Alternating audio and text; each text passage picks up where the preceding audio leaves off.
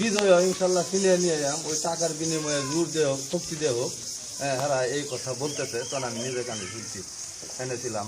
আবার ওই দিন গেলাম মিটিংয়ে যাইতে চাইছিলাম, পুলিশ এসে পুলিশ আমাদের হুমকি দিতে যে তোমরা মিটিং নিষেধ, এগুলা করতে পারবা না, এগুলা করলে তোমাদের হামলা আইব, সমস্যা আইব। এরপরে ওই দিন রাত্রে হেরাই মিটিং করছে আমাদের এলাকায় 2 নম্বরে মিটিং করছে। মিটিং করে তারা চলে গেছে রাত্রেই। আমরা ওই মিটিংয়ের আশ্বাস ছিলাম, আমরা কোনো হুমকি টুমকি দেনে আমরা কোনো কথা বলি নাই।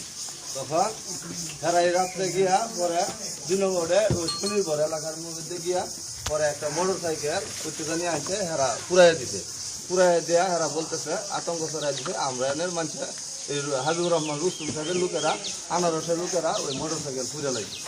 হ্যাঁ, তখন আমাদেরকে কইতেছে যে তোদের নামে মামলা হয়েছে, এই ধরনের লিস্টের মধ্যে অনেকের নাম দিচ্ছে, মামলা হয়েছে, মামলা নাকি এফআইআর হয়েছে, এই ধরনের কথা বলছে।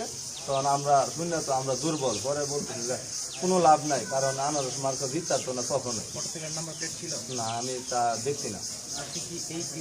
হ্যাঁ, আমি ইউনিয়নের ভোটার, 1 নম্বরের, আমার নাম হাবিব, সেটার নাম নুরুল ইসলাম। আপনার পরিচয়টা দিলেন?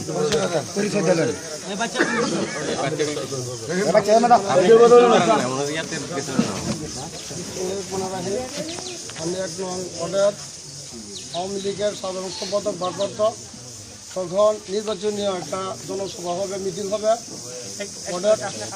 আপনি আবার কোন